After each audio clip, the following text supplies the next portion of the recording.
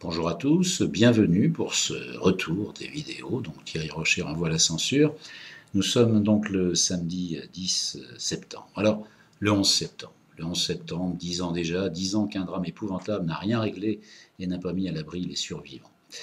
La vie n'a toujours qu'une valeur relative aux yeux des fous de Dieu qui n'ont eux-mêmes qu'une valeur relative aux yeux des shérifs du monde de plus en plus fragilisés et pas qu'économiquement parlant.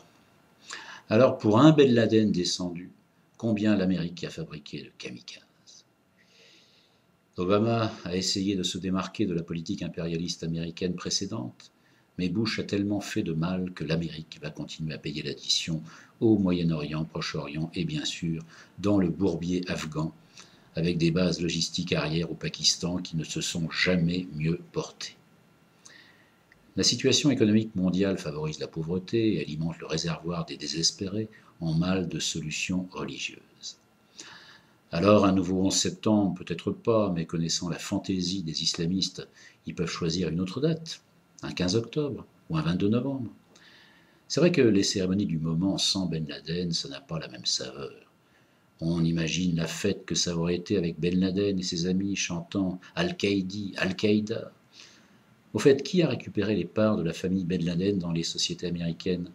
Famille présente dans le capital de Carlyle, la boîte d'armement, dites-moi si je me trompe.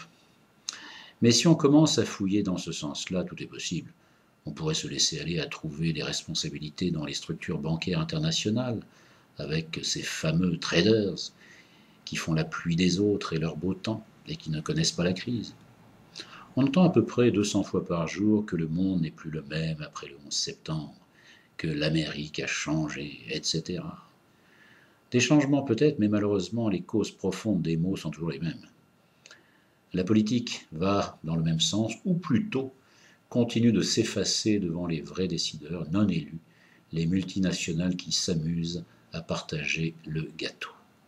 Oui, je vois vos yeux qui clignotent et qui me disent « Tu devais parler du 11 septembre et tu es hors sujet ». Eh bien non, les amis. Si, comme moi, vous n'êtes ému par le trop-plein d'émotions que momentanément, et que cette émotion ne vous empêche pas de vous projeter dans l'avenir, alors le 11 septembre ne se résumera pas aux gerbes de fleurs.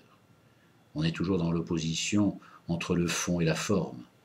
L'Amérique a réformé ses services de renseignement et d'information, mais sa géopolitique n'a pas été repensée. Toujours la même chanson, on préfère s'élever contre les fautes du capitalisme que contre les bases mêmes du capitalisme, ses fondements. D'après Bacharan et d'autres spécialistes des États-Unis, l'UMP serait là-bas proche des démocrates, disons de gauche. C'est dire si on imagine les fossés d'incompréhension qui séparent nos deux civilisations et les différences d'appréciation autour des notions d'égalité et de solidarité. À force d'être cathos et religieux jusqu'à plus soif, les Américains sont devenus moins chrétiens que nous, Français, qui délaissons les églises, mais gardons en tête la Déclaration des droits de l'homme. Transformons les vœux pieux en réalité laïque. Alors, si ce 11 septembre était célébré sans attiser les haines, on aurait gagné en intelligence. Et pour tous ceux qui se recueilleront pour les victimes, en laissant au vestiaire tous les étendards religieux, source de tous les maux, je dirais, et encore, bravo.